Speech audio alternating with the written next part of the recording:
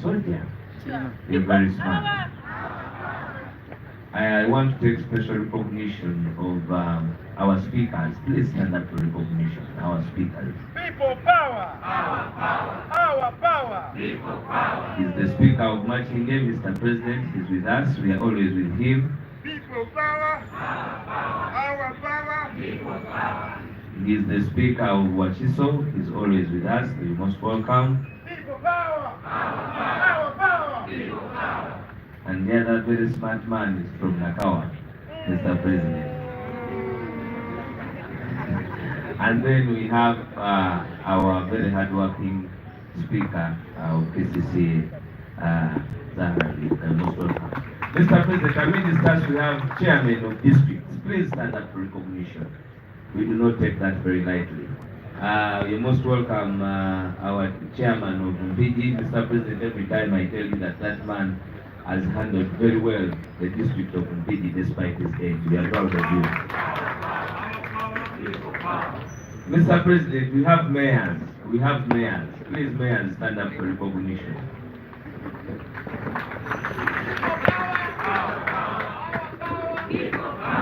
I thank you for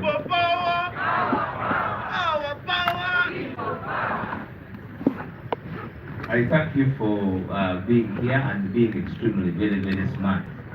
Zake Mberaze, Maula, Sergio Jowe and Matthias Walkaga, my good friend and brother, you're most welcome. Ladies and gentlemen, we have eminent persons, we have different leaders. The Honorable Latif Sevagala, you're most welcome. Ajat, you're most welcome. Please stand up for recognition. Ajat Asmat, the name had run out of my mind, but my apologies. Ajat Asmat. Mama? Okay, the mother of water. She's there. We have a bishop. Bishop, you're most welcome. Bishop Tom Sange. Mr. Judy Babali, former chairman of Masaka district, you're most welcome. Mr. Sevina, you're most welcome. Masaka City, you're most welcome. Our leaders of the party, the eminent leaders of the party, members of the National Executive Committee, and all other members that I have not recognized. I am humbled that we are all here. Let me see those from Mukono, you're most welcome. Let me see those that come from Chisoro. Chisoro, you're most welcome. And all of you, Busoga, it is okay, I am here. Then if you don't come. And brothers and sisters, you're all most welcome to this press conference. We are not going to take much of your time, but today it is particularly a press conference of the President. But allow me to show you the people that we have here. We have members of Parliament. We have members of Parliament, and I want to recognize their presence. Honorable Zake Francis, you're most welcome.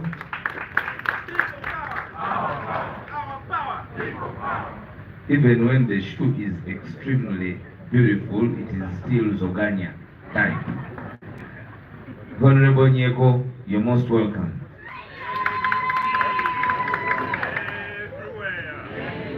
Honorable Namuga, the fire-spitting lady of NUP.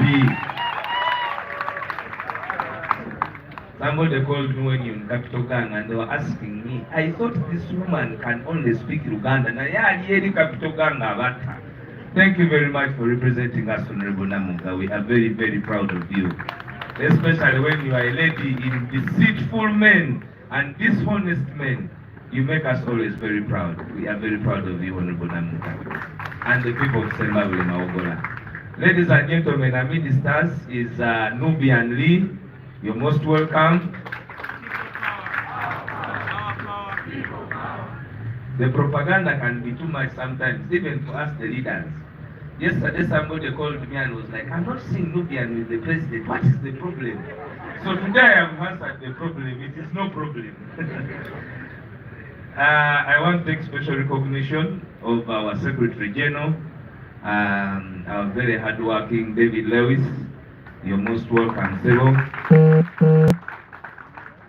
I rarely see you in suits, but I can say, I think you are going to put on suits. You are very smart, my boss. Ladies and gentlemen, I want to take recognition of the availability of our leader of opposition of the National Unity Platform, and Uganda. He is making them do all sorts of bad mannerism without even care, for as long as they want to get rid of him. You have manifested to be different. You have made us proud. Accountability is now visible, and there is purpose as to why the opposition must always have that person at the helm to check government. Government is purely checked now, and it is being done by your able leadership. No matter the murky waters, you are doing whatever it is humanly possible to make a point of what Uganda must be, and we are extremely, extremely very proud of you, our leader of opposition. And I told them, Mr. President, the other day, they were asking a question that why did we choose a leader of opposition and yet we say that Bobi Wine won the election? And it was being said by a man who had been in parliament, even when they were making that very law. In Uganda, we elect parliament and the presidency independently. That is why the presidency, a person running for president must accrue 51% as an individual, and then have parliament to assist in the doctrine of separation of powers. And in that doctrine, the doctrine of separation of powers, a president can be president and have a parliament which is not admissible to him, but he charts his way forward to work with them through memorandums. That is why the remove bill cannot work, because the parties stand independently of what they stand for. They are not, choice is not taken that because they have come number 4, number 5, number 6, now they are in the opposition. Somebody can be number 4, but when it's NRM, and you have seen many of them, that is why we could not have refused to elect a person to lead the front of parliament, because those elections are independent of each other.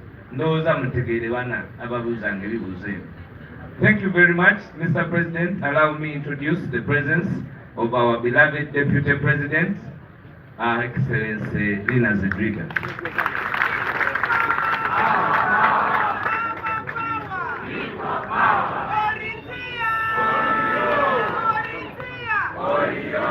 And lastly, Mr. President, amid the stars are foot soldiers. Foot soldiers, viva!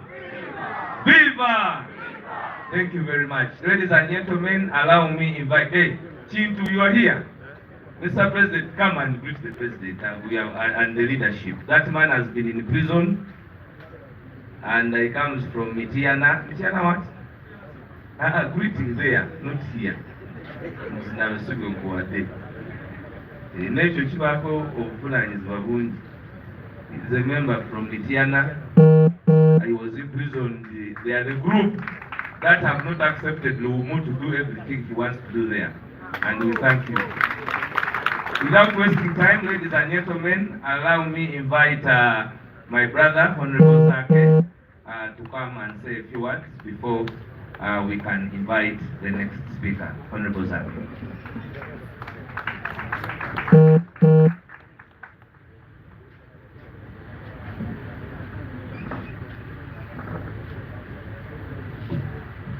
People power. Our power.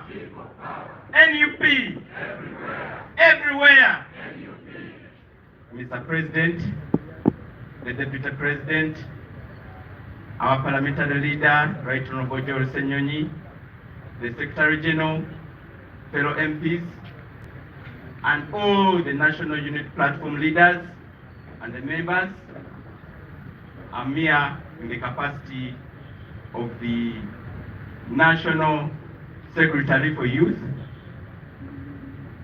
and I'm here specifically to communicate about the youth convention that we're going to have on the 25th of October in Jinja. The people of Jinja are going to host us. Specifically, this is a convention that we had last year for the very first time. We're going to have it for the second time this week on Friday, and it's going to be our second convention for the young people, only the leaders of the young people, the youth leaders from the village level up to the national level. We shall be glad to have you all. I'm calling upon all the young leaders of the National Unit Platform to turn up in Jinja Kakindu Stadium. That's where we're going to be. Please turn up. Banangenze wano okubategeeza ku lunaku lw'abavubuka olugendo bbaayo eno wiiki ku Lwokutaano, era nga nsaba abavubuka mwenna gye muli mutegeezebwa nti ku lunaku olwo tugenda kubeera ffenna Kakindu Stadium e Jinja, tugenda kuzoganyaamu, tugenda kubyogera, tugenda kukikwasaganya, tugenda kulaba nga tubeera ffenna, kubanga guno omulembe gwaffe ng'abavubuka ate pulezidenti yagutukwasa ddala ki. Mwebale nnyo, mwebale ddala. Nsaba okuddiza omuzindalo guno spokesperson waffe. Mwebale nnyo. People power.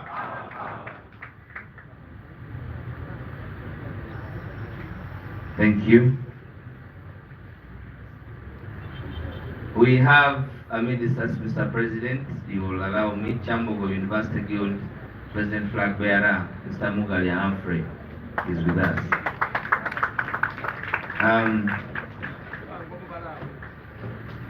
We also have Nalubega Halima, Shakira Kulumba, Bokoma Nsimbi, Kate Kalumba, Sarah Nachintu from ANT. Sarah Nachintu from ANT. You're most welcome.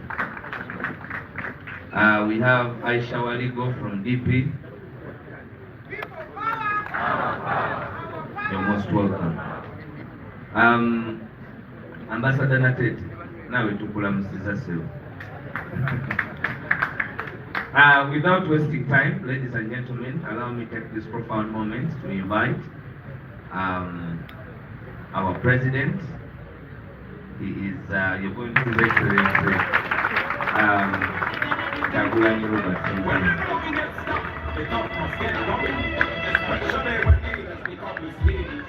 Thank you.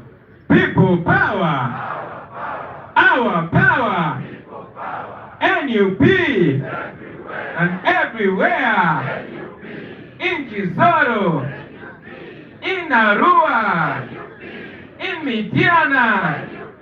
In Agago, even here.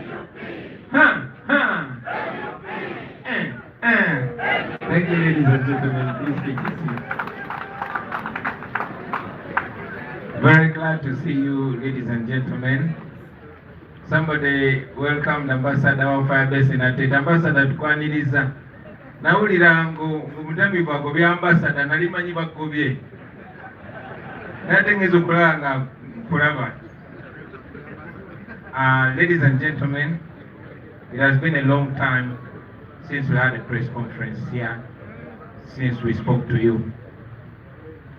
And between then and now, so much has been happening. On a positive note, I want to thank the Almighty God, because I'm personally getting better every day. Era kati wetuwa tusimbudde emisinde waluka katayinza kuoneka. I also want to salute our comrades and welcome them back, Comrade Nobian Lee and Comrade Muada Mponyenji from Umrah. Assalamu alaikum wa rahmatullahi wa barakatuh. Takbir! Mukurike nyo. We used to tease Nobian. We used to call him Haj Ali, because he used to be the devoted Muslim in our group in Firebase. So now the name has come to pass. The man is Ali and is Hajj. Momogende Kompon. Also, ladies and gentlemen, we're supposed to be here with Mama Jolly Mugisha, the Deputy President for Western Uganda. But as you all know, the Lord decided to take her to be with him. We continue to pray for her, we continue to remember her, but most importantly, we continue to hold so dear the values that she held so passionate. And I hope all of us can uphold our legacy. Continue rest in peace, Mama Jolie. I also want to send condolences and heartfelt messages of solidarity to our brothers in the Anglican Church that lost the former Archbishop Sekade. May his soul rest in eternal peace. Meanwhile, the lawlessness continues, the impunity continues, the injustice continues, the shamelessness continues. While we are here, a short while ago, our brother, commonly known as Taps, received shocking news, which by extension was shocking news to all of us. His father was attacked and murdered in his house. Now all of you know Taps. Taps is a very, very radical activist. He speaks truth to power. He exposes the regime at every opportunity. He fights for freedom at every opportunity. Now following a very deep interview, an international interview that he did exposing the injustices and the atrocities meted on the people of Uganda by the Museveni regime, it is highly suspected that those that killed his father in cold blood wanted to get back to him, to get back at him. We know that one day all this will come to light, and those that did it will face justice. Now today, ladies and gentlemen, I want to talk about only two things, maybe three. First, I want to add my voice on the many voices speaking about the plight of the political prisoners that have been held in prison for the longest time, some 4, approaching 5 years, and others years and several months. Now all of you know that these people were arrested and detained without any crime.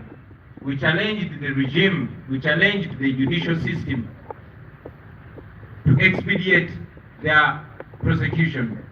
They didn't. No evidence was adduced, but they continued torturing these people in prison and intimidating them.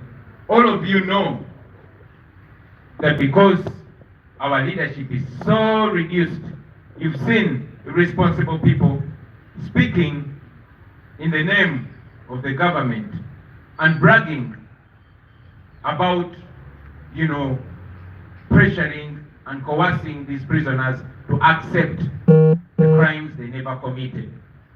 You also, Balaam, visiting prisons beyond visitation hours. Many times, I myself went to prisons, Chitalia and Luzira, and they blocked me from seeing these prisoners. And yet, at hours, sometimes past midnight, sometimes on weekends, Balaam and other regime apologists were allowed access to these people.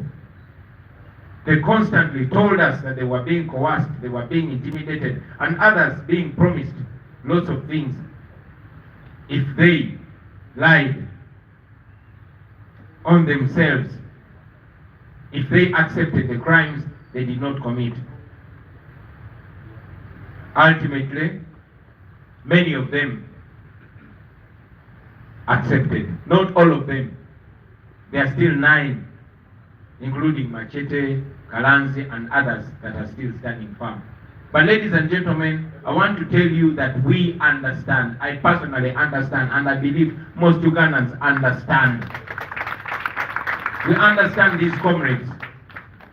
We know that they are so pressed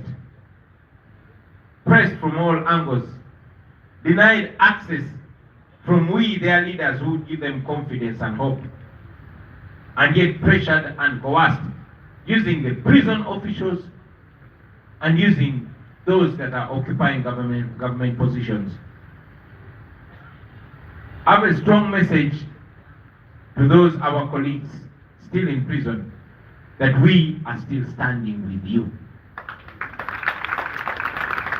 We do not criticize you for weakening, because we know what you're going through. We even understand people like Sanya, who are coerced and intimidated that unless they come out and put on NRM t-shirts and start praising General Museveni, they won't get their freedom. We know that the things that they're being forced to do or say are not the things they believe in. So I want to encourage all of you not to see them in a negative light. Don't criticize them. Don't abuse them. Don't insult them. Give them love. Give them hope, because they need it. They have fought a good fight, and they are still fighting. Keep your arms open for them. I want to thank our team that has been looking after their families, paying school fees for their children. I want to thank you very heartily for not stopping. And we shall not stop. These people are innocent.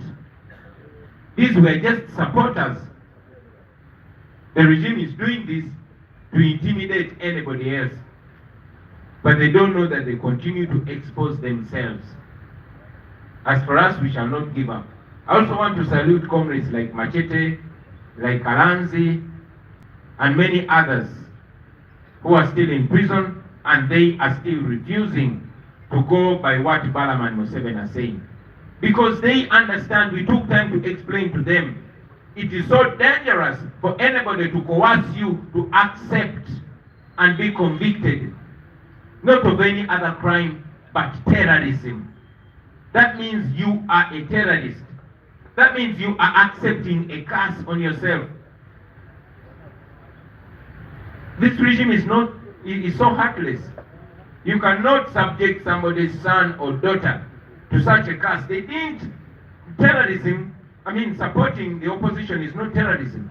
If so, why didn't they arrest me?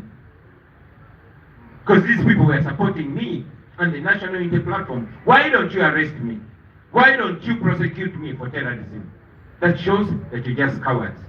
Anyway, we salute you, comrades.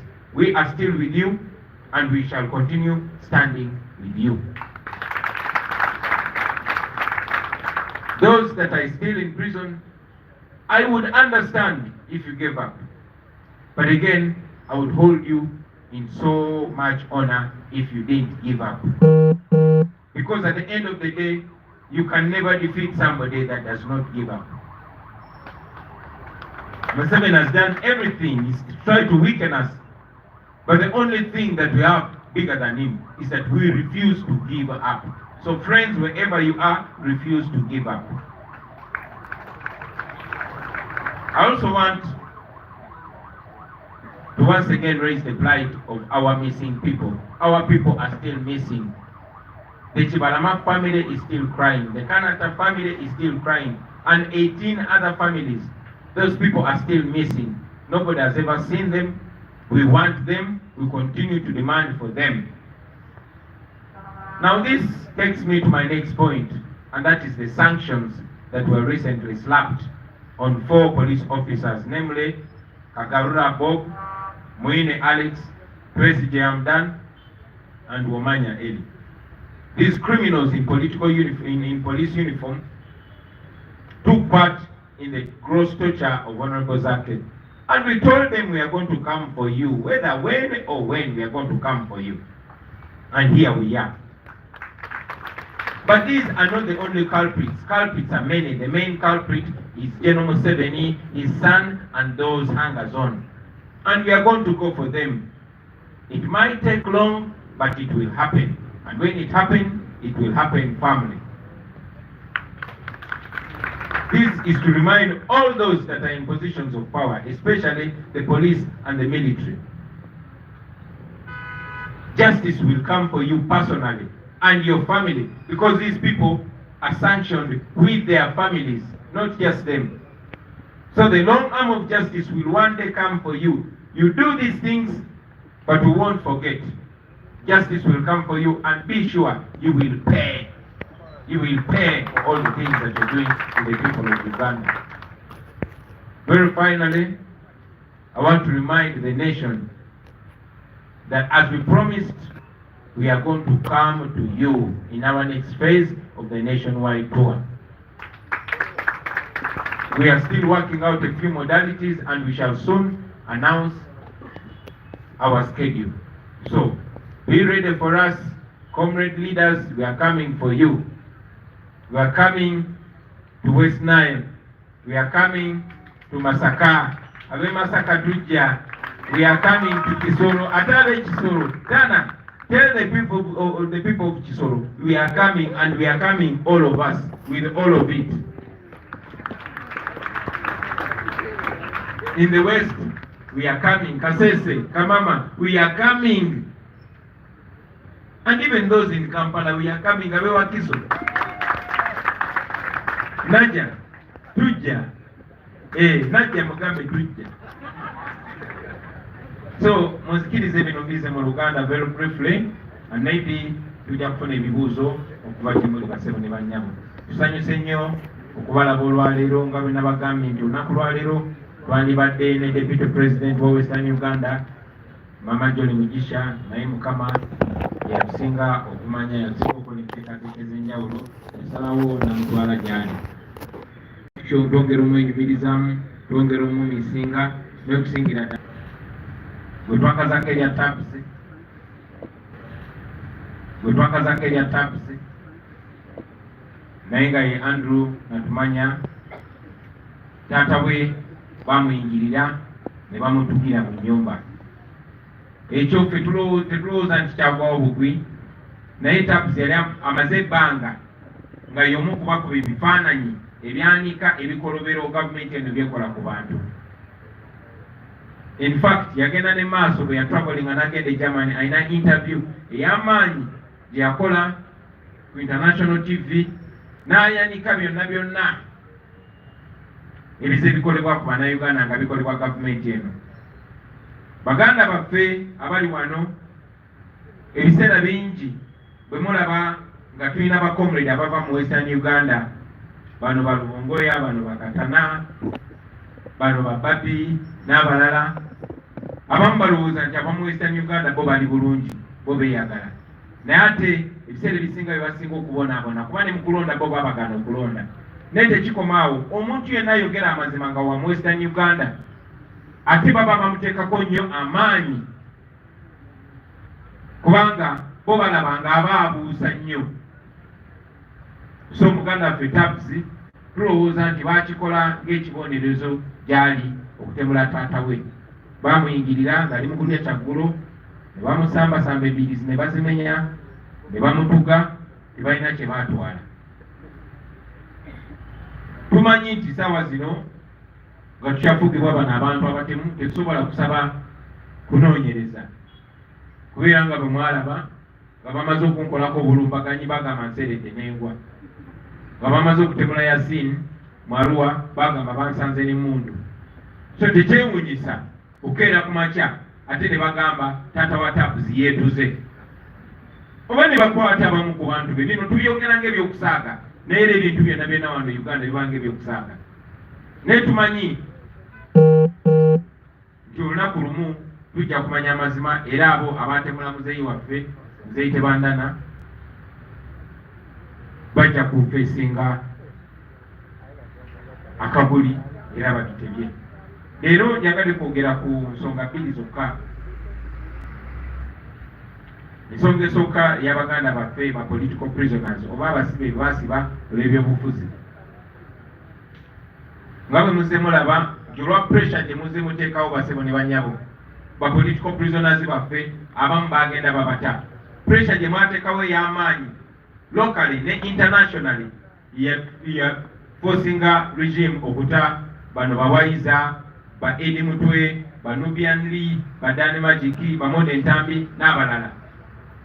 Newankubadde Mwai Museveni yafuba nnyo okuteekawo ekiboozi n'agamba abano batadde bateeseza nange, era nakozesa ne bannaffe abamu okwagala okuteekawo ekiboozi okutusindiikiriza okwogera ne Museveni. Twakyogera lunye era tuddamu ne tukyogera nti tetugenda kuteesa ku ddembe lyaffe kuba lyatuweebwa Katonda ne likakasibwa constitution.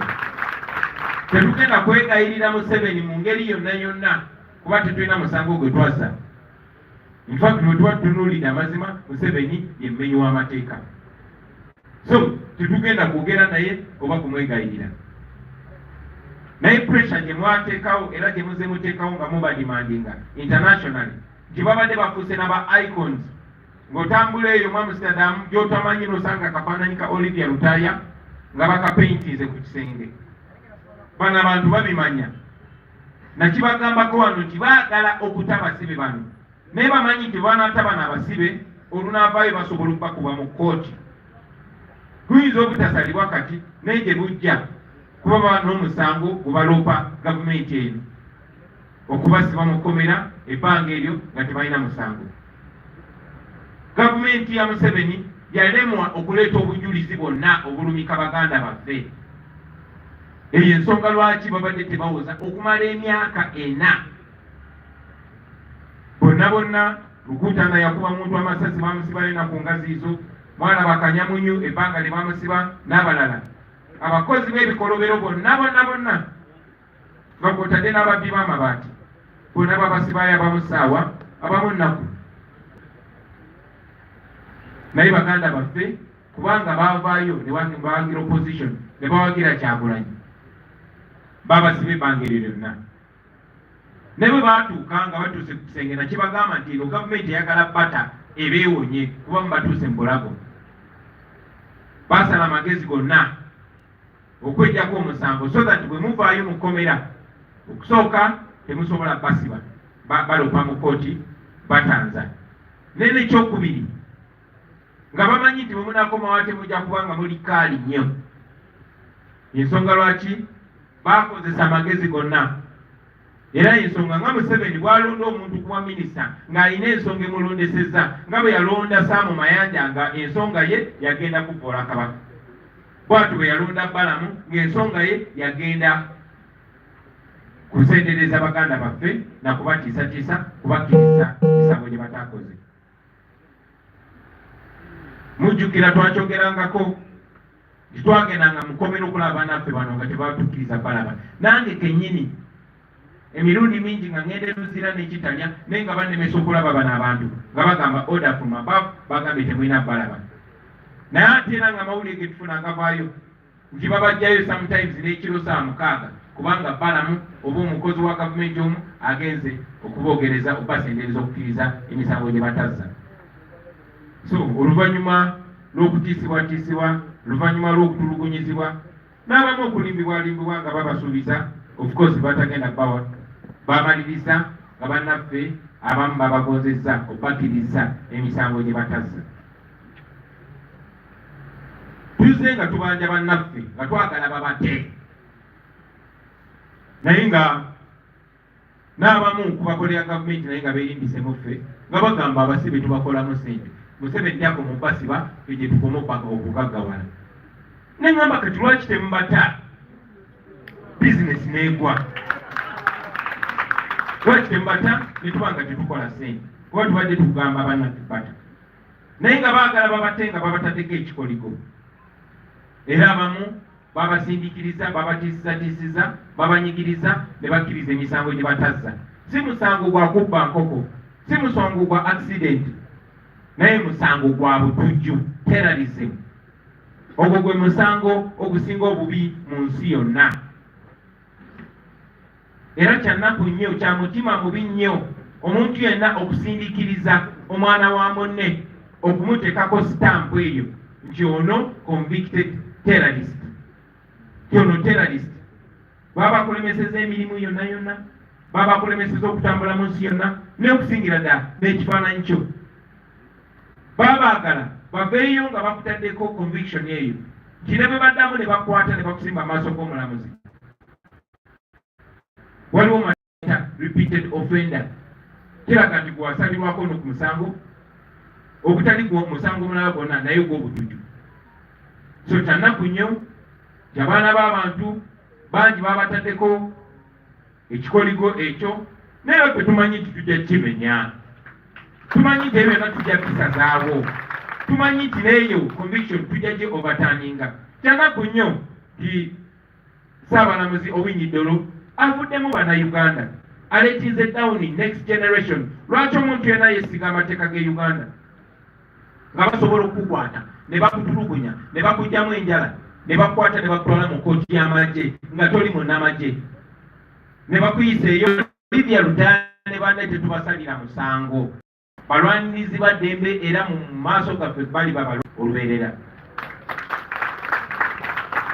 ne baganda baffe Basaanya amala ebbanga ng'ayogera mazima kamera ne zikwata naye ne bamusotasota abasikale nga mwe n'abannamawulire mulaba ne bamukolako ebikolobero ebyo byonna byonna so baba nga yakkiriza fonaawo okwewonya omusango tetukkiriziganya naye ate tetumusalira musango tetumukondeminga era njagala obasaba mwenna abo ba political prisoners yabuddeyo kuba boogera naffe ng'amaze emyaka 4 talaba ku baana be ayagala just kubeerako bweru ase ku mpewo y'ebweru agivize up everything n'okumuteekako ttaka eya terrorist so mubasaasire bwe bajja gye muli mubaanirize n'omukwano mubaanirize n'ekisa era mubawe obuyambi bwonna obwetagisa. Njagala nnyo okwebaza ttiimu yaffe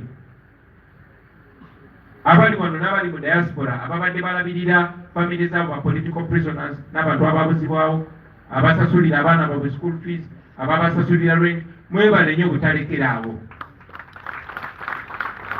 twabasaba tugende maaso nga tuyamba bano abantu baffe kuba bino ebintu byonna babyobakozesa bampaka ku mugumu gwa mundu ne mukkiriza mwebale nnyo mwebalire ddala era tetugenda kulekera awo mumanye nti eyo byonna gye muli tukimanyi kye muyitamu era tumanyi bye babakozesa ne mumanyi nti muffe mukyalinamu emikwano egibaagala egibalwanirira.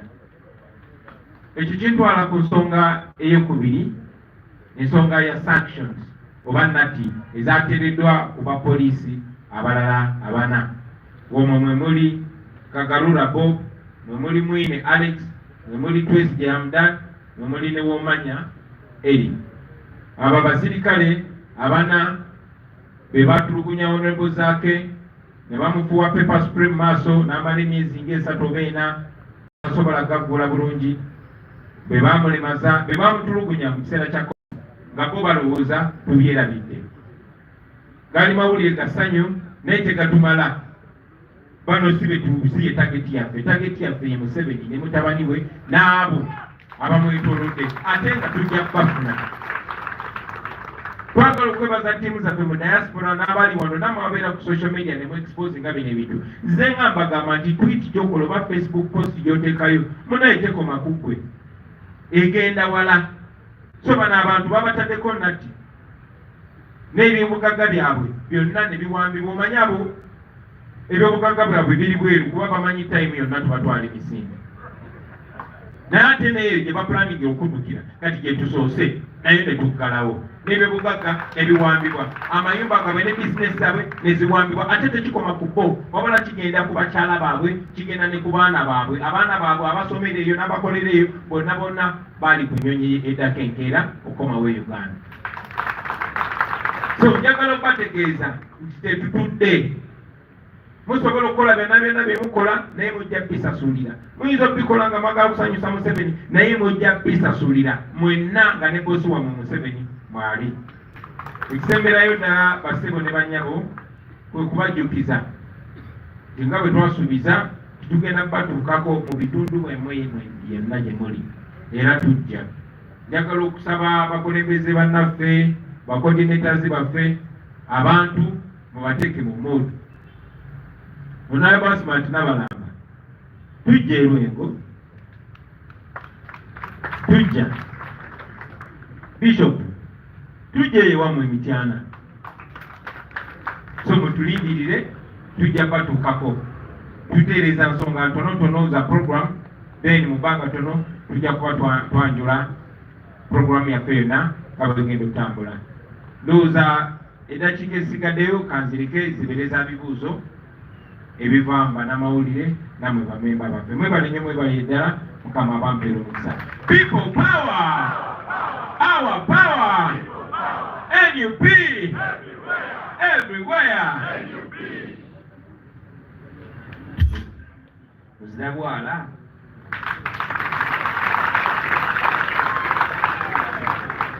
mwebale ate mukoze kisoka.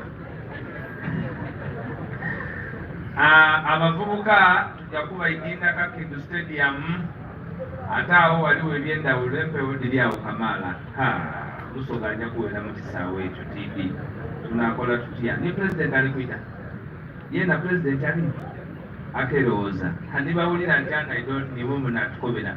Thank you very much Mr. President, especially this big delegation I've been seeing is from Luweero.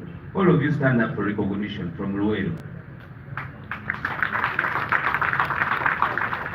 People power, our power. Thank you very much. You can have your seats. I want to thank you for being attentive, and I would now want to give the media the opportunity to ask a few questions. So to the media, what would be your questions? Yes, my brother from NTV.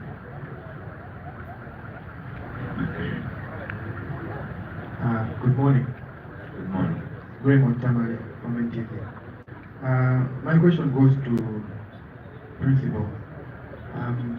A few days back, a certain member of parliament was on the radio station and he said that we negotiated to get Bobi and Lee and Eddie Mutu out of prison, and he also negotiated to get your passport.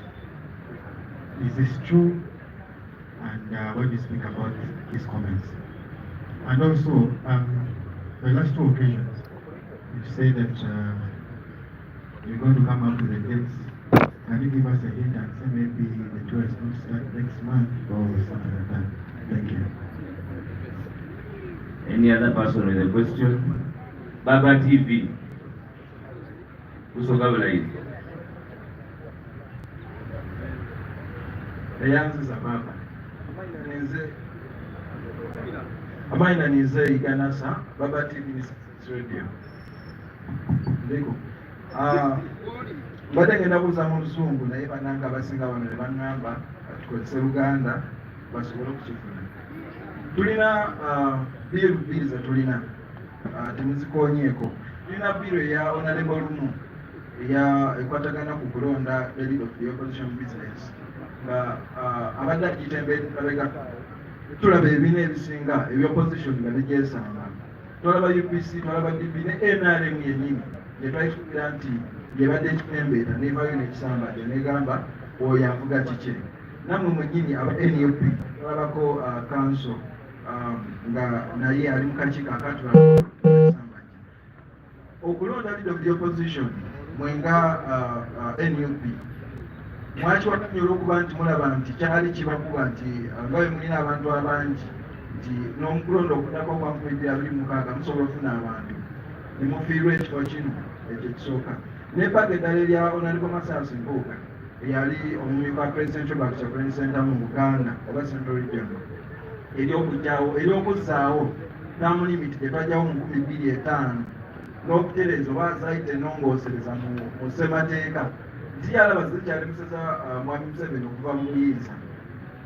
Mwenga aba NUP nga tutadde ku bbali eriwo empakana yammwe wakati wammwe ne Masasi Mpuuga mwe temulaba ng'okuzzaawo term limit eno eyaggyibwawo oba ne age limit mu 2017 ekikonde ekyanyoka mu palamenti temulaba nga kiyinza okubayambako okugyako Mwami Museveni. Ekisembayo omuzungu gwe mwogeddeko ateeka sanction ku bakungu ba gavumenti yali aleetedde n'ambasada wa palamenti ambasada wa Amerika mu Uganda Mwami Bob obuzibu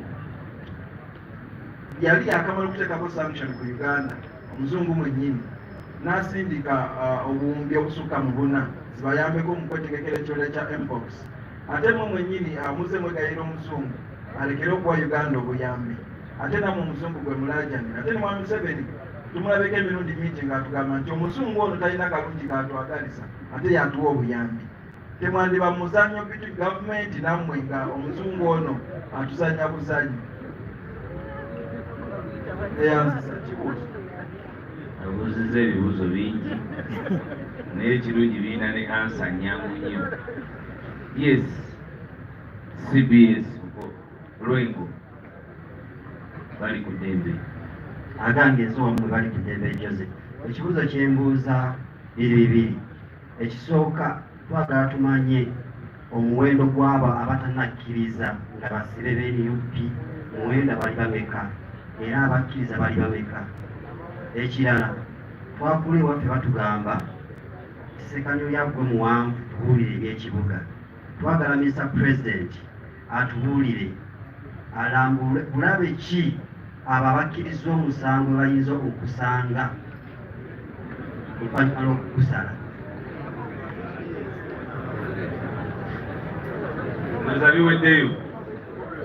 Are we okay?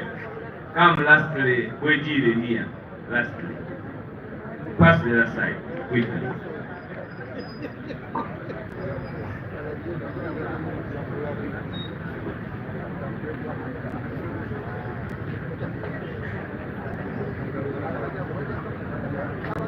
I think Wejire will give us the last question.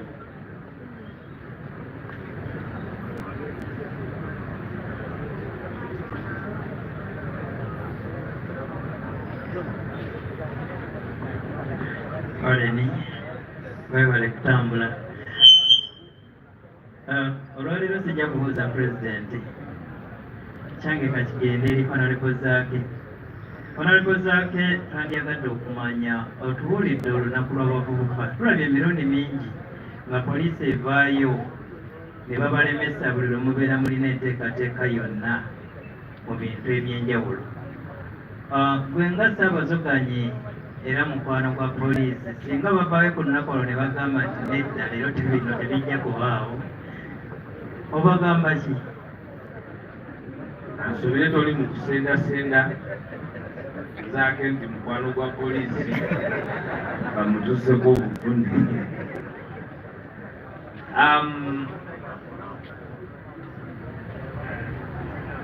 Baiswa, ebibuuzo biweereyo.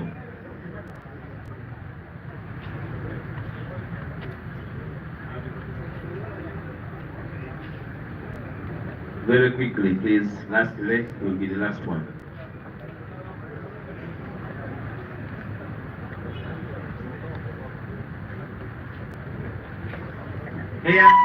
Neyanziza Amaina Waisa Moses, Soga 1 registration. Njagala n'ekibiina kya NUU waliwo ensonga eri mu ggwanga. Kibuuzo oba oyagala? Kibuuzo, please. Nsonga omutuuze omu Munnayuganda omukazi yasiibuse empisa n'akuba owa traffic oluyi ng'amutiisatiisa ng'amugamba tomanyi muntu gw'odiiringi naye osobola okufiira omulimu mwenga NUU abakulembeze mu NUU mukyogeraku. Thank you very much. Bana mutasekerera Waiswa Moses. Abuzize ekibuuzo kirungi nnyo era nze Waiswa Alex yakiyitamu.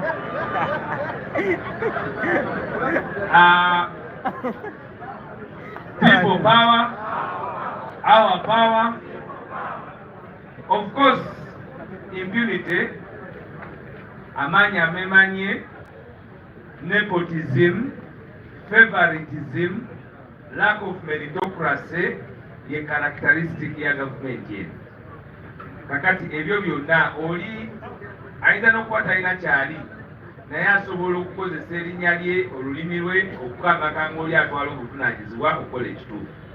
Bwe tutyo bwe twakirabye tusuubira tukuzeemu tusaba obuwumbeefu bw'abantu. Let's all be able to live with each other nga buli omu azanya rooli ye. Newankubadde olw'olumu ne poliisi nayo eyitiriza omuntu ayinza okubeera ku makya nga yagenda asuze ku lefiti gwe n'omuteekako embeera n'areactinga bw'atyo. Thank you very much. No, please. It's all right. Thank you very much. We will not have more questions. The questions are enough and we are done with that. I also wanted to respond to the question of my brother from Baba TV about the second bill of term limits. Whatever you're talking about is not new to us. If you all remember, there's what we call the Citizen Compact of Africana. We have a ruling of the Supreme Court in the election petition of Amama Mbabazi versus General Yoweri Kaguta Museveni, where government, parliament, and all other institutions and electoral commission were commanded by court with the 10 reforms, and they have never come to light. So I am seeing cut and paste from somebody with something that was already discussed in the Citizen Compact of Hotel Africana. Secondly, that very gentleman, Mr. Finito, when we passed our constitution as National Unity Platform, our constitution, we said that every position somebody will occupy it for 2 terms. He's on public record, himself coming out through the media and saying you cannot have term limits in a political party. So he is only trying so much to become an ostrich and be seen because of his bad mannerism. I don't think he has good intentions. Omanyi kamyufu akuyambako okuzaako amasanyalaze nga gagenze nga toyinza kuyita wa umeme. Naye ekibi kya kamyufu ate ye mwennyini asaliikiriza nga talinaamu mutwalo n'agenda n'agajjako demokoleki kati Mr. Finita ali mukola nga kamyufu w'amasanyalaze ababuzaabuza. That is how I understand the question. Let me invite Zake first quickly and then I'll invite other leaders.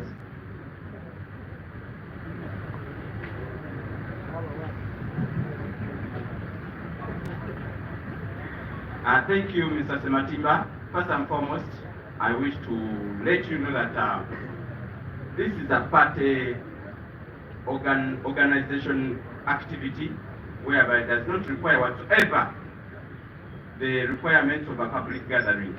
But still, we concluded with all the necessary notification to the security. We do not actually think that police will intervene, but in case that is done because we are not in Portugal or any other country, we know that anything is possible, but this is a party organization activity whereby we do not have to pass through all the formal requirements, and I think we shall have a successful event. So I still call upon all the young people to turn up, and I see most of you right here, you know the party we are in, it is a young party, and we know we are all going to be there in Jinja, Kakindi Stadium.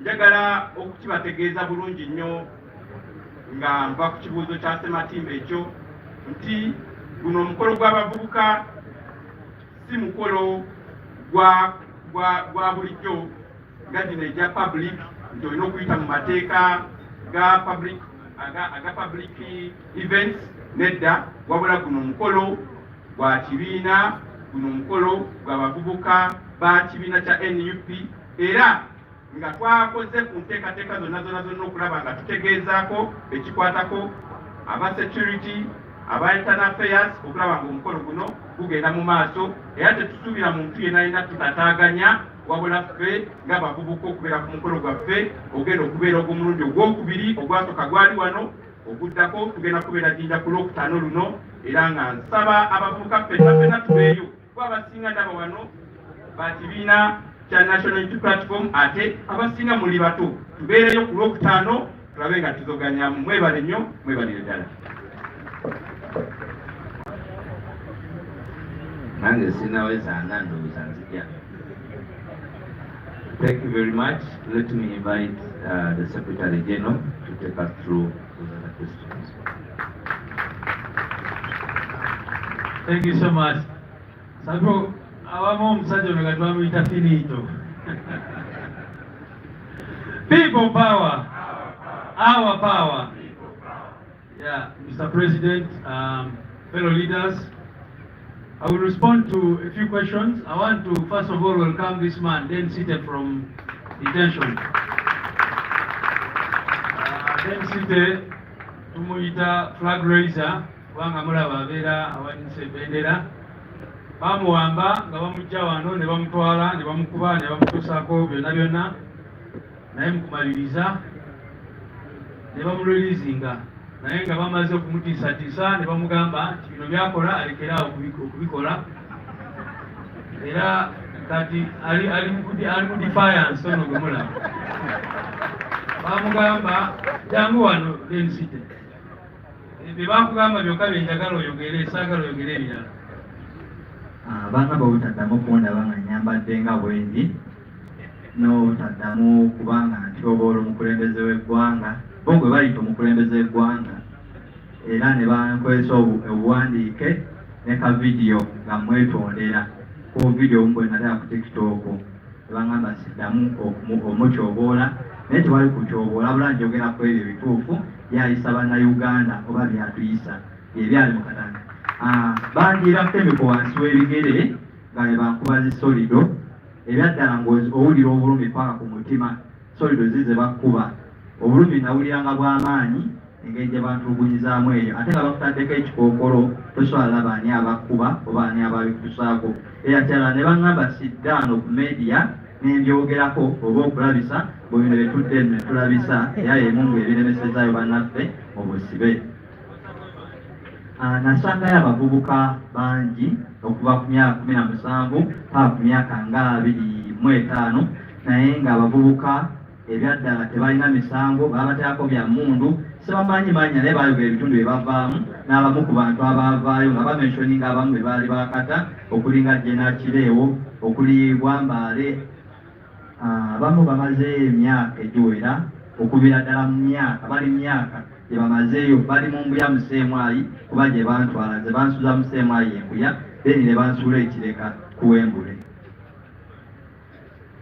so tumukulisaayo muganda waffe oyo naye muwulira ebigenda mu maaso mu ggwanga lyaffe okwesanga nga abavubuka bali eyo bamaze emyaka 3 4 nga bali ku CMI teri amanyi wagye bali tebamanyi bwe banavaayo so naye nga bwetera obagamba katoyo kyakulabirako tebaba bakuba babakola ki as long as ensonga bwebanga yo ekyaliwo bakola ki bamala budde kubanga omulaba bamugamba nti toddamu kwambala bwotyo naye kati ndowooza asazeewo n'ayongerako ne buno okulaga nti ensonga gyayimiriddeko ntuufu sibakuwandulira nno naye kyeŋŋamba tibakimanye nti ne bwe banaakwata abantu bameka ensonga zaffe ze tuyimiriddeko bwe ziba zikyaliwo era tujja kusigala nga tuyimiridde kweza ensonga olunaku lwaleero era nga bwe mmanyi baganda baffe yakirewo ne Bobi yange babaleeta ku kooti y'amagye nabo babatwala nga tebalina musango era ebbanga lyonna lye bamaze mu nkomero eyo mulimanyi bulungi nnyo akirewo naye bamukuba bubi nnyo bwe batyo bamukuba solido wansi w'ebigere ne bakola ki bamutulugunya nnyo n'ebirala bwe bityo ne Bobi yange of course n'abalala waliwo abuuzisa ekibuuzo repercussions for pleading guilty nti oli bw'aba amaze state kyegezaako okukola president nga bw'ayogedde ekisooka baagala kumakinga sure nti bano abantu baffe bwe banaavaayo baleme okubagulako omusango ogwa malicious prosecution kubanga singa oli akusibira bwerere emyaka 4 n'amala n'agamba nze nkutadde oba osobola omusuwinga for malicious prosecution so balamu n'abo abalala bakolera Museveni bakimanyi bulungi nnyo nti bano abantu singa bavaayo nga tebakkiriza gino emisango automatically bajja basuwinga ensonga endala eya ICC kuba nti Museveni n'abantu betabatwala mu ICC kati bakimanyi nti bano abaana bali makomera be bamu ku bujulizi bwe tubadde tutegese okutwala mu ICC kati baagala bakole plea of guilt omuntu aveeyo agambe nti omusango naguza so that time eri bwetuuka ICC ne bagamba mujje bagambe nti temulaba bapleadinga guilty naye ate simanyi bwe balowooza nti ensi yonna yonna nsiru tetegeera nti abantu tebalaba buli omu mu nsi yonna yonna akimanyi nti bano abantu bakakiddwa okukkiriza gino emisango kati repercussions of course bwe tuba tubagamba bano abaana nti temukkiriza gino emisango first of all obeera ne criminal record kiba kitegeeza nti waza omusango gwe bamanyi bulungi nnyo nti tebaza era mpulidde oyo abuuzizza nti bali bameka abakkiriza n'abatakkiriza bali bameka waliwo abantu 9 abo president bayogeddeko abali Machete Kalanzi Ashrafu Umaye Makato n'abalala abo bo bagambye tetwakola musango era omu yatugamba nti ne bwe mba sabba nkoko n'oteeka ku gun point n'ogamba kkiriza nti wabba enkoko sigenda kukkiriza wakiri okole ki onzite kakati abo 9 bo basazeewo ne bagamba tetugenda kukkiriza bino ebintu bye tutakola, tetwagala tubeere ne rekodi eyo. Naye ne bana bakkiriza, tutera nnyo kyogera nti tukimanyi bulungi nnyo kino kye tuliko ttalo. Era abantu balina breaking points ez'enjawulo, kyova olaba tugamba nti bali abantu tubategeera. Twogera nabo omwana n'akugamba nti maze ebbanga mu kkomera, siraba ki ekigenda mu maaso, siraba ki ekivaayo. Mubadde mulya regime propagandists bagamba toba oli awo bannamateeka tebakoze kimala, ki kye balyagadde bakole. Mirundi emeka kye twakapulayingira beyiri, n'ogenda okuapulayinga beyiri omulundi ogwasooka kooti y'amagye yagamba nti bano abantu abazadde baabwe tebasobola kubeeyimirira. N'obuuza muzadde w'omuntu aba tasobola kumweyimirira, kiki ky'otegeeza? Ogwaddako ne tukwata abazadde b'abantu ne tukwatako abakulembeze ba MP n'abalala. Kooti y'amagye nevaayo negamba okusinziira ku ffe bano abantu tebaalina gye babeera, baali tebalina maka mwe bava. Ebyekisiru kubanga osobola otogamba nti bano abantu be bajja mu mayumba gaabwe, novaayo n'ogamba nti these have no places, tebalina gye babeera, n'olwekyo tetugenda kukola ki. So abo bagamba nti balooya tebalina kye bakoze, balinga abatamanyi kigenda mu maaso. Kubanga ne bw'oba looya ki, bw'oba oli mu kooti y'amagye eyo ekolera ku ngombo gye bagamba oda ya jeshi imoja, batambulira ku oda ng'eva eri waggulu, kubanga kooti y'amagye eyo eteebwako Museveni era yakiwa directives bwe balina okukola byonna byonna. Ekirala waliwo abuuzizza ku sanctions zino, nduuza badde nasa wa baba oyogedde kusomoozebwa okuliwo nti tusiba tukolinga for sanctions, naye ate tulaba gano amawanga ag'abazungu gakyakolagana ne regime gawaayo obuyambi n'ebirala bwe bityo. Kaakati ensonga ziri bbiri. Ekisooka, obuyambi obumu obuva mu mawanga ago obugenda directly ku bitongole ebikola ku bintu ebiyamba bannayuganda, obwo tubeera batima bwe tugamba nti nabo mukole ki, buyimirize. For example, bavaayo ne bagamba nti waliwo ekirwadde kya mpox kiri mu kubonyabonya ensi yonna yonna, ne tugamba nti obwo buyambi temubuwaayo. Newankubadde ku sayidi endala tumanyi bulungi nnyo nti n'ezo ssente oluusi bwe bazireeta bano ababbi bakola ki, bazikwatako. Naye eyo ye dayirema ebeerawo oluusi nti newankubadde oyagala bateekawo sanctions balekerawo okuwa aid, bwe mujjukire nti amawanga agasinga gaali gawa gavumenti ya Museveni sente directly through its ministries. Naye olwa corruption obuliwo enguzi bungi nnyo buli mu gavumenti, amawanga agasinga galekeraawo okusindika sente eri gavumenti, wabula gawa ezo sente directly through initiatives eziyamba ku bantu. Gazitekinga directly okugula ARVs eziyambako ku bantu abalina obulwadde bwa mukenenya, bayambako directly. Kaakati ebyo nga NUP tetusabavayo ne tugamba nti n'abo abantu mulekerawo okubayamba. So njagadde okitegeera ekyo. Naye tumanyi bulungi nnyo nti ultimately, nekino katukyogere, maybe kankyogere nti ultimately mwe abali wano nga mukiikiridde bannayuganda bonna, amawanga ago ag'abazungu si ge gagenda okulwana olutalo luno lwe tuliko. Gwe nange naawe n'oli olutalo luno baba balina okulwana 99%. Bali bayinza otuyambako 1% eyo batekewo sanctions bakole ki n'ebirala ebyo byonna byonna. Kyova olaba tuyita ki, people power, maanyi g'abantu.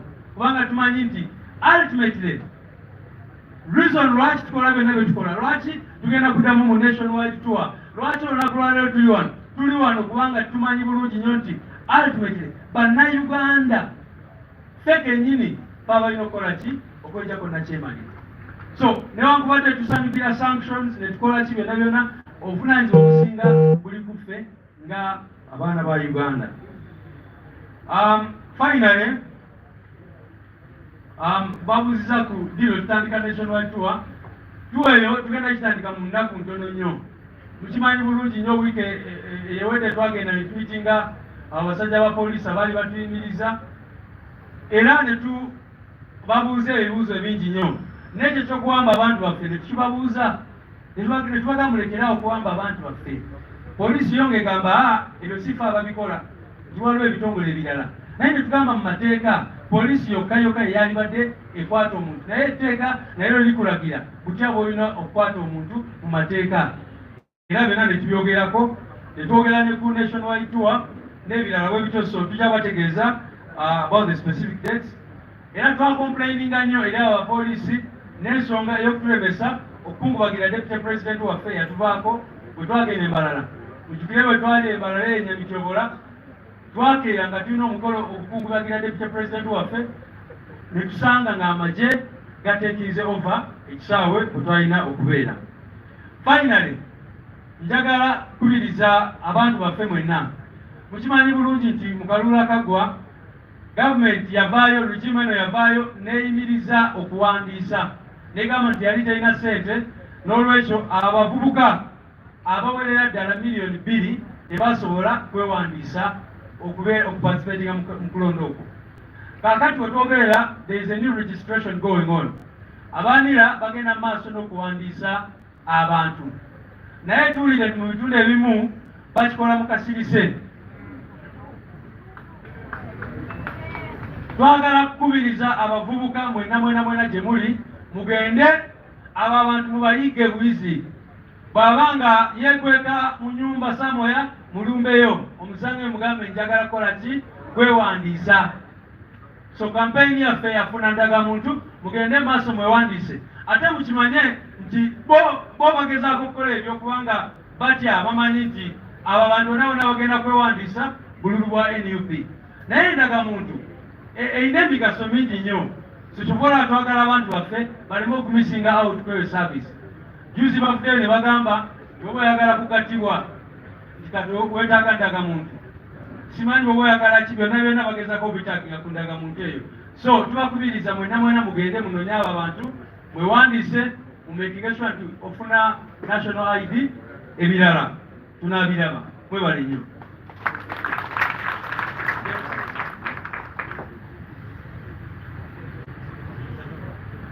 Let me invite our leader of the parliamentary front,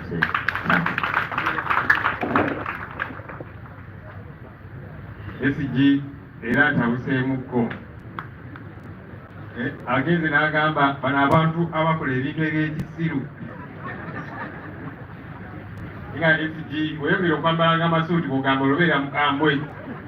Ate awo tukwagalira ssebo. People power. Our power. Kimu bibiri, olumukulu yabuziza ku bbiri ya lumu, era nga tubadde ku nsonga ndala nnyo. Naye kale, naye tujja giddamu.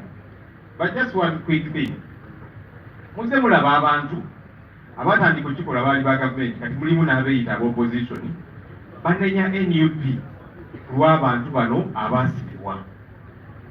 Tojja bawulira nga banenya gavumenti eyasiba abantu bano, nebateeka mu kubeera emyaka gino gyonna, nebalemeza eyo, nebamma bail, tereese bujulizi okulaba nti emisango gitambula.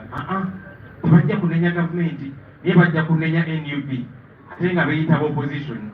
Abantu abo bakolera ani? Waliwo n'omukulembeze omu yagenze n'agamba ku mitimbagano nti abakulembeze ba NUP bafunye nnyo ssente ku nsonga y'abantu abali mu kkomera. Nengamba yiki omukulu ono twali twakava mu kalulu etumuwa ekifu mu paalamenti, era okikyabonaabona n'abantu baffe abali mu makomera abaabuzibwawo eyali mu paalamenti nga yeeteeseza kwefunira kasiimo kufuna ssente nga tukyali ku nsonga z'abannaffe abali mu makomera, ate yagamba mbu tetufunye nnyo ssente. Naye ekyomukisa omulungi bannayuganda babuufu, bategeera, balaba kyekigenda mu maaso. Omukulu yabuuzizza etteeka mwami lumu lyaleeta. Ekyomukisa omulungi kakigenda kyeyoleka ani ali emabega wa lumu, kubanga si yeeka ng'omuntu bandi musajja wattu. Era omulaba atagala leero n'agamba kyakati loleropu ano bamuteekako akazito, kale kati katukyuseemuko ne deputy speaker abenga ava mu opposition nti kale tukole bwe tuti, kubanga abantu bonna ab'opposition beyeebuuzaako bonna bamugamba nedda ekyo kikyamu, ate yagamba etteeka alireeta kuyamba opposition. Kakati ekibuuzo kikyaliwo, omukulu ono ali yekka? Answer yammwe nange. Very briefly, There's been a lot of talk in the past from people in the government, but now they have been joined by some who claim to be part of the opposition, who have regularly been blaming NUP for the political prisoners. You will not hear these people blame the regime which arrested these people, has locked them up for 4 years, no granting them bail, no bringing evidence and all of that. But they will blame NUP. So you keep thinking and wondering, who exactly do these fellows work for?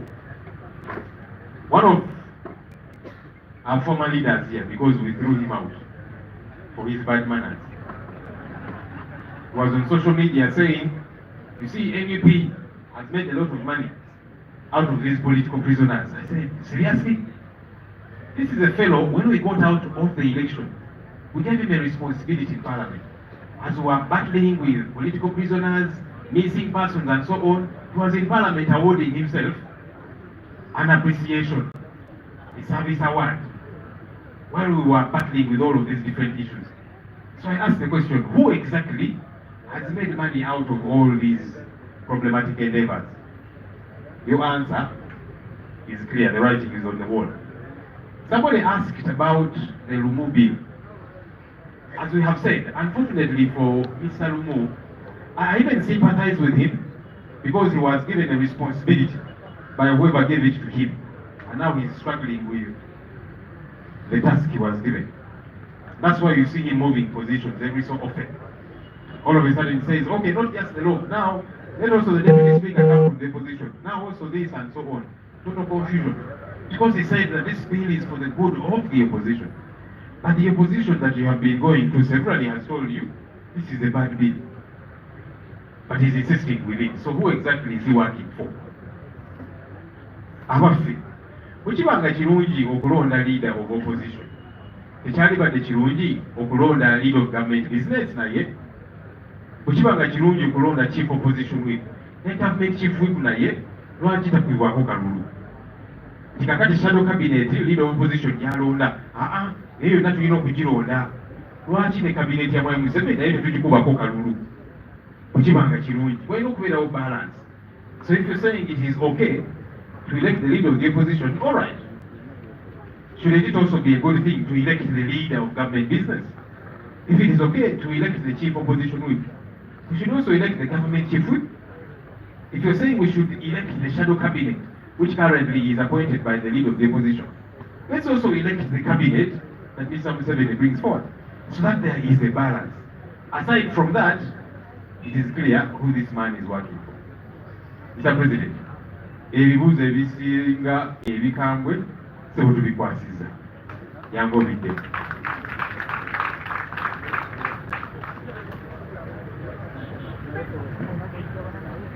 Thank you, Comrade Lop. Secretary General kituufu yabadde munyiivu, naye ate Lop bw'azooba yamense bumensi. Naye era mwanyumye nnyo baganda bange ndowooza munyiire nga bwe mutyo obusungu bwe buviirayo. I think the questions asked or directed to me are rather diversionary. Naye ate naakola ntya nga mbimbuuzizza. Tweyama okubeera aba servant leaders. Somebody said I negotiated for Nubian and Eddie Mutwe to come out of prison. And also says that I negotiated to get my passport. I don't know when my passport was taken. Has my passport ever been taken away from me? No, nobody has ever taken my passport from me. So who do I negotiate with to give me back my passport? And secondly, the same person that claims that I negotiated Museveni to release some of the political prisoners is the same person that was pressuring us that we should negotiate with Museveni. And when we refused, he turned into an enemy.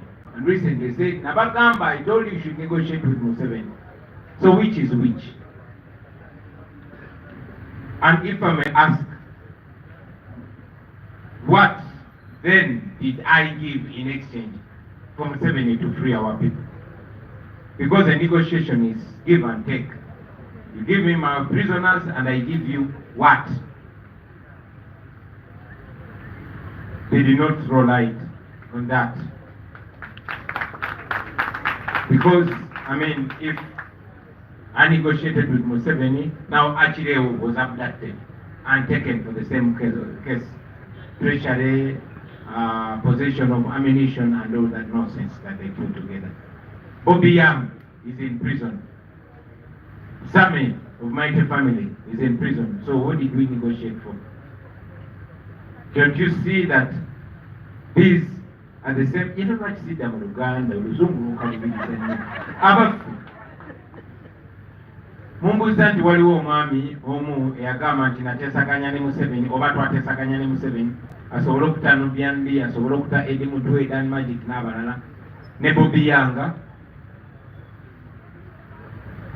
era n'agamba nti era nateesa ne Museveni okumpa passport yange naye simanyi passport yange Museveni yali agitutteko oba poliisi yali etutte ku passport yange oba baali bagiwambyeko passport yange nga nyina ogisaba baginzirize ekyo sikijjukira maybe yandikinzijukiza naye okubajjukiza nti omuntu y'omu nga bannaffe bakyali mu kkomera nga ffe tubabanja bubanja nga pakatikati bwe tubabanja eyavaayo n'agamba tumuwa olukusa agenda ateese ne Museveni ne tugaana kuba ffe tetwegayirira ku ddembe lyaffe naddala nga tetulina musango era awo bwabwe butakwatagana naffe naye gye buvuddeko namulabye ng'akutte ekkubo ng'ali mu State House ewa Museveni nga yeetema amaganzi ndowooza ng'abala bwa minisita. So ekyo kyongera obbalaga titulina abantu abagamba nti opposition naye nammwe ndowooza mugenze mulaba kuba bw'oba ogamba nti nateesa ne Museveni namuwaaki kubanga mu kuteesaganya twandibadde tuteesaganya nga mugamba mpa abasibe tuwa abasibe waffe naye ffe tumuweeki bwe tuba twateesa naye natuwa abasibe ffe twamuwaaki kubanga mwe kennyini abaali balemerako nti tutuugere naye ne tugaana mwe ne mugenda ne mwogera naye mwe mwanti tubuulidde naye era nga bwe ŋŋambye nti singa twateesa ne Museveni okuta abantu baffe kati akireewo ali mu kkomera bamusiba ensonga ze zimu ez'ekisirusiru kuyeekera bamukutte n'ebisosogolo by'amasasi bamukutte n'ebbaagi z'amagye n'ennyota z'amagye n'ebirala. Bobi Yanga ali mu kkomera muganda waffe Sammy wa Mighty Family artist naye ali mu kkomera. So gwe twateesaganya naye ebigambo bino byonna nkyogeddeko nti tulina bannaffe bangi tukuze tumanyi ba opposition newankubadde babadde batulaga signals ez'enjawulo era ebyo kabyogera y'obuzibu bwaffe bwava nti twagana okwogera ne Museveni. In fact mumwetegeeza mu programu yemu yagambye kaakati ekiddako okukwata ffe ekiddako okukwata Bobi Wine kubanga bali be baasiba bamulumiza nti emisango gye bakkiriza eyabatuma ate Bobi Wine alina okukwatibwa yateesaganya nena kyemalira. Well njabajjukiza nti bino byonna byonna byogereddwa ku radio ki kale nno singa CBS yali esobola nange okumpita kuba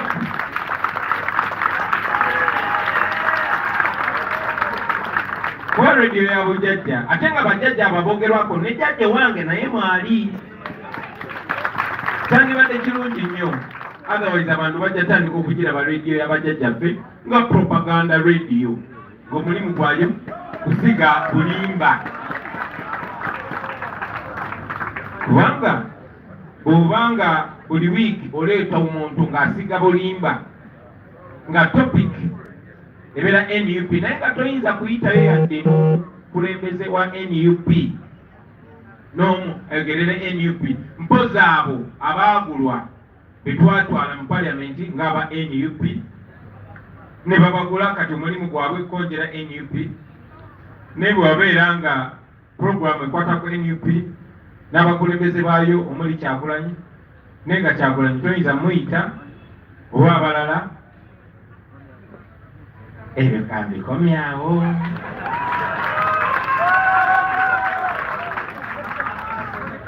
Abatubuuza n'ekibuuzo ekirala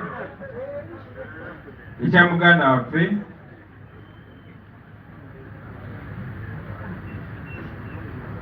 aleeta embago mu palamenti era munnamawulire n'ayogera passionately nnyo n'agamba naye lwaki temuliwagira munaye tuwagira enkyukakyuka zonna naye ne tumanyi gye basobola omukwata omuntu ne bamutebatiza opposition n'aleeta n'ebbago muteeka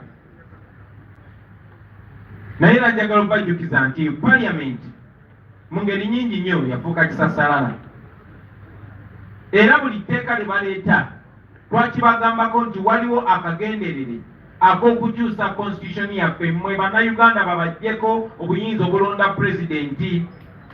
Tewali programu ndala yonna yonna bino byakubawuddisa byakubadongowaza njagala mubeere boogi njagala mubeere bagezigezi ng'ebyana by'emisota. Bino byonna byonna Mungereza ziyita semantics, kano konna konna kazigo. Abaffe bw'oba oyagala okutereeza ebyennonda nze ndowooza ekyandisookedde ddala kwe kukyusa engeri electoral commission akakiiko akakola ebyokulonda gye kalondebwa. Ekizibu kye tubadde nakyo ekinene kwe kuba nti Museveni alonda byabakama n'abalala mu kakiiko ak'ebyokulonda n'abagamba mmwe kati mwe baleefu kati nange ndi muzanyi. So etteeka likyuke engeri ref gyalondebwa akakiiko ak'ebyokulonda bwe kaba tekakyalondebwa Museveni naye oyinza okuba n'essuubi tikasobola okuba nga tekalina kyekubira n'ekyo tekirimu tetwandisuubidde kati ebbago liba likoleraani. Abaffe okyogeddeko nti mu bbago eryo mulimu okomyawo term limits oba ekomo ku bisanja. Kababuuze bwe bakomyawo ekomo ku bisanja kuba ekizibu kya Uganda ffenna tukimanyi ne baganda baffe abo nga munalireeta mwali twakkiriziganya nti ekizibu kya Uganda ye Museveni posinga ebigambo bye byakyuse. Abaffe bwe kiba nga ekizibu kya Uganda ye Museveni ekomo ku bisanja eri tujjako Museveni oba ekomo ku myaka. Kati lwaki tebaleese age limit si term limit? Kuba ne boleeta term limit Museveni ajja kujja agambe oke kale mutegewo term limit kasoke mpaka kateke 5 bamuzayo 5 emirala. Kuba mu mateeka nga basomesa nti etteeka terikola nga lidda amabega likola ki ligenda maaso. So kakati gwe bwojja n'ogamba Museveni tugenda muwona tofaayo kandeete term limit kitegeeza yewe ekisanja ekirala kimu yeyongere n'ekirala kimu okuliraani. So njagala okubategeeza nti bajja kuleeta obubadi bungi nnyo obwangu okulaba n'obutali bwangu okulaba. Akangu ennyo okulaba mwakalabye akono eyaze n'agamba nti n'ekibiina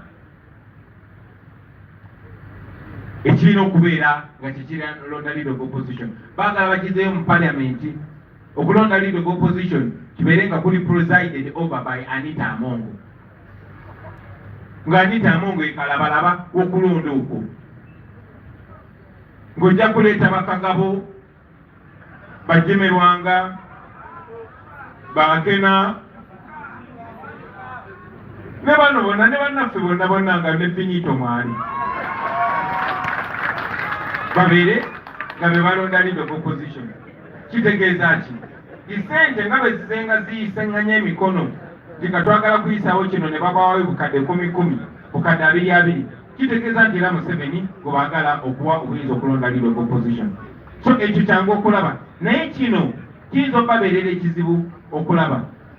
Naye njagala okubategeeza abaganda bange nti obubadi buno bonna bwe mulabaleeta ekigendererwa kubiggulawo constitution. Ate Museveni mugezi nti ayagala kukozesa mwe aba opposition. Owa opposition yalina okuleeta etteeka lino lyalina okuleeta ebbago lino basobole okugamba mwe mwalireeta si ffe twalireeta. Bwe Museveni bye tumukubisa n'okuswala mweguli wadde takyalina nsonyi naye buli we tumukubamu tooki awemuka. So kati ayagala kikuwa bano bannaffe ssente bwe baba balireeta.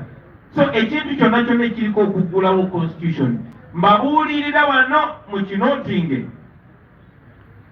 nti bino byonna byakuwuddisa ono buzaabuza. Naye ng'olunaleeta ebbago okuggulawo constitution kyebagenda okusooka okuleeta bajagamba okay nekino nakyo engeri gyebaguddewo constitution nekino nakyo kikole ki kijje era kyekijja okuyita era kyekigendererwa kubajjako ddembe mwe bannayuganda bannange okwerondera president. Lwaki? Kubanga baganda baffe bonna abo abaali beerimbise muffe balaba chances ziweddeyo, balaba ensi ebategedde, balaba tebakyalina kyebakyusa, kati bafuuse ndyabyange engenda. Njagadde nnyo ekyo ekintu nkibateekere mu light muleme kubuzaabuzibwa, kubanga mujja kubuzaabuzibwa ate mutuuke mu biseera eby'omu maaso mutandike okwemetererwa emmeeme. Mwebale nnyo mwebale endala kumpuliza.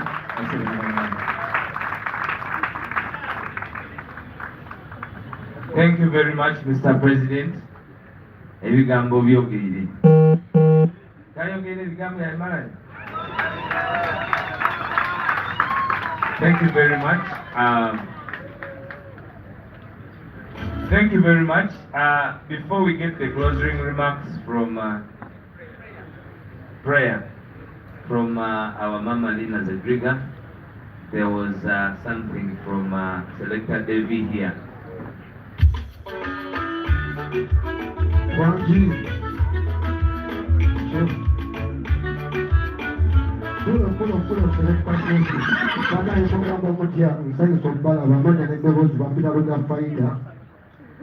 People power, our power, yeah.